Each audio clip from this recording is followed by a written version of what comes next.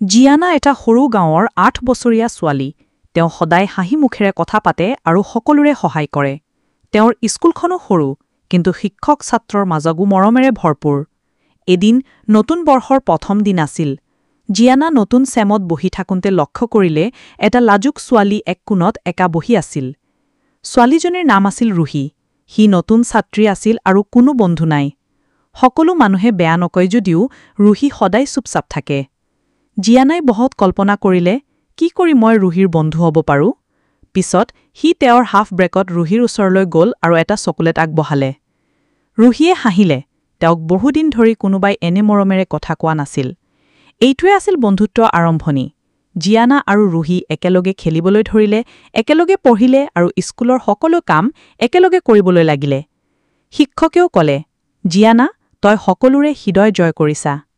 এতিয়া ৰুহিৰ মুখত সদায় হাঁহি থাকে। তেওঁ আৰু একো একা অনুভৱ নকৰে। জিয়ানাৰ এটি সৰু সহানুভূতি কাৰ্যই ৰুহিৰ জীৱন সলনি কৰিলে।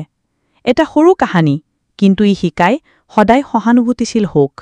এজন বন্ধুৱে আন এজনৰ জীৱনত চিৰকালৰ দৰে সোঁৱৰণি দিব পাৰে।